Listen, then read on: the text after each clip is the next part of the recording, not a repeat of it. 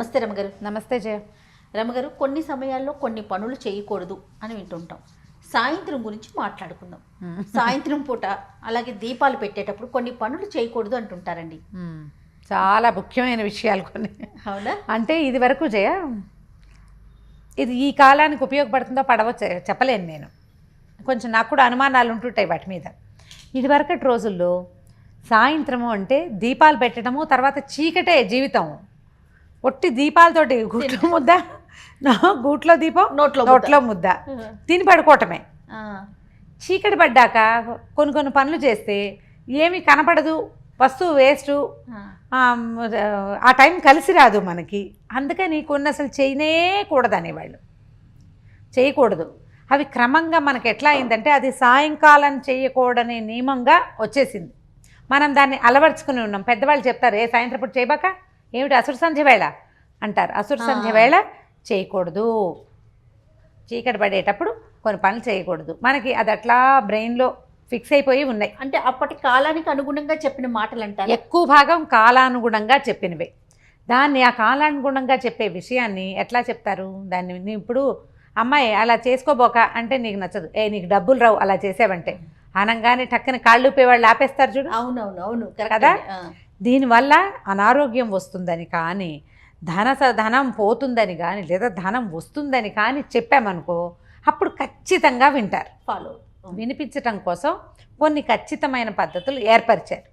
అందులో సాయంకాలం కసు ఊడ్చకూడదు, ఇల్లు ఊడకూడదు. ఇప్పుడు ఎట్లా పెందరాళే దీపాలు పెట్టకముందే ఇల్లు చేసుకోవాలి, దీపాలు పెట్టాక ఇల్లు ఊడకూడదు. దీనికి పాయింట్లు చూద్దాం ఎందుకు అని. వాకిళ్ళు ఇల్లు దీపాలు పెట్టాక ఊడ్చామనుకో, కసు ఎట్టిపోయిందో ఏమైందో మనకేమైనా కనపడుతుందో చూసుకోకుండా హాల్ మధ్యలో పెట్టి దాన్నే తొక్కుంటాం మనం. అవును. ఏ వస్తువు ఏదైనా పొద్దున్నే బంగారపు వస్తువు ఏదైనా చిన్నది చేయి జారి పడింది అనుకో మన ఇంట్లోది, మనం ఈ ఊడ్చేటప్పుడు కొంచెం చీకటి పడ్డాక ఊడిస్తే ఒళ్ళేం తెలుస్తుంది, అది ఏ మూలకు పోతుంది, వస్తువు పోతుంది. అందుకని వెళ్తురుండగా చెయ్యాలి ఆ పనులు. అందుకని ఇది మొదలుపెట్టారు. దీనికి ఏమని చెప్తారో తెలుసా? లక్ష్మీదేవి వెళ్ళిపోతుంది. కరెక్ట్. అంటే టకీమని చేస్తాం ఆ పని. ఇంకా ఇది ఊడవకుండా ఉంటాం. ఊడవకూడదు, మనకి సాయంకాలం చేయకూడని పనులు ఇవి. ఇదొకటి. తర్వాత అది తలకాయ దువ్వుకోకూడదు, తల దువ్వుకోకూడదు. దువ్వుతావు నువ్వు సాయంకాలం కరకరా దువ్వేస్తావు, నీ ఒంటి మీద కొంత హెయిర్ పడుతుంది, నేల మీద కొంత పడుతుంది, చుట్టుపక్కల ఏమైనా కుర్చీలు సోఫాలు ఇప్పుడు అన్నీ అవే కదా మన ఇళ్లలో, వాటిలో ఎక్కడేవో పడతాయి, హెయిర్ కనపడదు. నువ్వు అది తినేటప్పుడు కంచంలోకి వస్తే, ఏ చంటి బిడ్డ ఉండి దాని వాడి మొహం మీద పడితే, నీ నెత్తిలో పేలుంటే అవి కూడా ఒంటి మీద పడతాయి కదా. అవును కదా, ఒంటి మీద పడతాయి, చికాకు. అందుకని చీకటి పడ్డాక చేస్తే లక్ష్మీదేవి వెళ్ళిపోతుంది.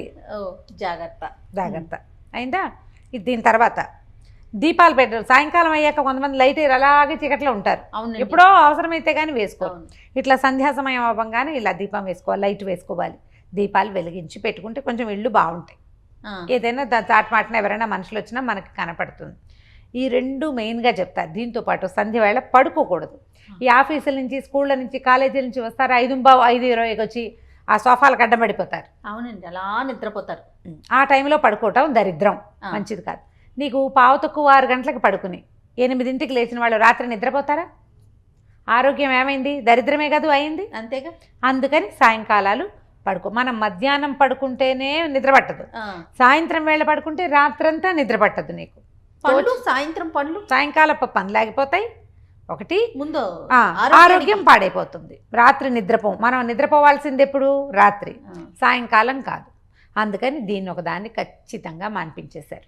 గోర్లు కూడా కట్ చేసుకోకూడదు. గోళ్ళు కట్ చేసుకోకూడదు. ఇప్పుడు గోల్ కట్ చేసాం చీకటి మాటన, గోల్ కట్ చేసి ఈ గోరు ఒక ఇట్లా నొక్కామనుకో టక్కుమని ఎగురుతుంది. అది ఇక్కడే పడుతుందా ఎక్కడైనా పడుతుందా తెలీదు. వెలుతురుండగానే చెయ్యాలి. అవన్నీ కూడా మనకి అవసరమైనవి చేయాలి. ఇవంతా ప్రాక్టికల్ ప్రాబ్లమ్స్. అవునండి. ఏం పర్వాలేదు, నేను అలాగే చేస్తాను, నేను జాగ్రత్తగా చేస్తాను అంటావు. ఎప్పుడో ఒకసారి నీ వశం తప్పిపోతుంది. అప్పుడు ఏం చేస్తాం? ఈ కట్ చేసిన గోరు బియ్య బస్తాలో అయినా పడచ్చు. అది మళ్ళీ ఆహారంలోకి వస్తే, ఏ చంటి బిడ్డకో వెళ్తే, నీకు తెలియకపోతే ఎందుకు వచ్చిన బాధలు అవన్నీ. అందుకని ఈ పనులు no no no no no అని చెప్పేవాళ్ళు. సాయంత్రం పూట అన్నం తింటాం, అసురు సంధ్య వేళ అన్నం తినకూడదు. రాక్షసులు తింటారు, రాక్షస భోజనం అని చెప్తారు. చీకటి పడ్డాక తినాలి. సమయం 6:30, 7 గంటలకి కరెక్ట్గా అక్కడ సంధ్య అవుతుండగా నువ్వు ఇక్కడ కంచం పెట్టుకోకూడదు. సంధ్యాకాలం చేయవలసింది ఏమిటి? దీపాలు పెట్టుకోవటం, దైవ నమస్కారం, ఏదైనా మంచి మాట వినటం, అవి ముఖ్యమైనవి. అలా ఆ సమయంలో ఆ పని చేస్తే ఏమిటి, నీకు మేలు జరుగుతుంది. అన్ని రకాలుగాను అన్ని రకాల మేళ్ళు జరుగుతాయి. నీ బతుకు ఒక నియమం ఏర్పడుతుంది, ఒక క్రమశిక్షణ ఉంటుంది మనకి. రమ్మగారు అందుకే కదా తదాస్తు దేవతలు ఉంటారు, సాయంత్రం వెళ్ళి తిరుగుతూ ఉంటారు అంటారు. అందుకని ఏదో ఒకటి పిచ్చి మాటలు, అరుపులు. ఇప్పుడు పోనీ సాయంకాలం వేళ పోట్లాడుకోకూడదు, అసురు సంధ్య వేళ పోట్లాట ఎందుకు? అసురు సంధ్య వేళ సాయంకాలాల వేళ కనుక పోట్లాడుకుంటే రాత్రి పోయిందా? డిస్టర్బ్ అయిపోట్లా. మనం సంసారంలో ఉంటే మొగుడు పెళ్ళాలకి పడి చావదు, సాయంత్రం పూట పోట్లాడుకుంటే రాత్రి ఎడమొహం పెడమొహంతో పడుకుంటారు. మామూలు వాళ్ళైతే ఆ దిగులతోటి ఆ విసుగుతోటి నిద్ర పట్టి చావదు, ఆరోగ్యం పాడవలా. అవును. నువ్వు ఏ విషయం తీసుకో, పెద్దవాళ్ళు చెప్పినవన్నీ మన మంచికే. మనం ఇలా ఒక పాయింట్ పెట్టుకుంటే, లేకపోతే భయపెట్టకపోతే నువ్వు వినవు కదా, అందుకు పెట్టారు, అందుకనే పెట్టారు. తర్వాత భార్యాభర్తలు కలవకూడదు, సంగమ నిషేధం ఉంటుంది సాయంకాలాలు.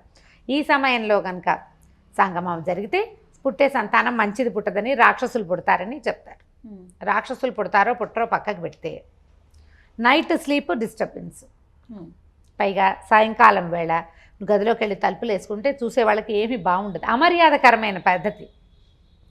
ఏ సమయంలో ఉండవలసింది ఆ సమయంలో ఉండాలి. నువ్వు పిల్లల ముందో పెద్దవాళ్ళ ముందో భార్యాభర్త ఒళ్ళో కూర్చోలేరు కదా, దానికి లోపలికి వెళ్ళాలా, ఏకాంతం కావాలా ఎంతో కొంత. నువ్వు సాయంకాలం పని వేళ, నువ్వు ఆహారం తినవలసిన వేళ, దీపాలు పెట్టుకోవాల్సిన వేళ, సాయంకాలపు పనులు చేసుకోవాల్సిన వేళ, అసలు దివా సంగమమే నిషిద్ధం.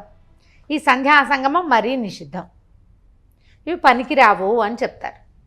దీనివల్ల తర్వాత డే అంతా డిస్టర్బ్ అవుతుంది కాబట్టి ఇది పనికిరాదు.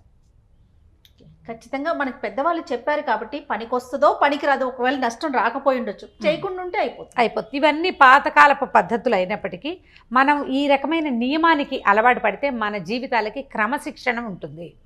నీకు కావాల్సిందేంటి? పని అయిపోవటం కాదు, ప్రాపర్గా అవడం. ఏదైనా సరే నువ్వు ప్రాపర్గా చేయాలంటే ఏం చేయాలి? క్రమశిక్షణ ఉండాలిగా.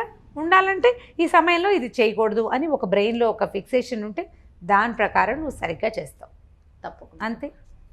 నమస్తే. నమస్తే. సుమన్ టీవీలో మీ పర్సనల్ అండ్ బిజినెస్ ప్రమోషన్స్ కోసం కింది నెంబర్కి కాంటాక్ట్ చేయండి.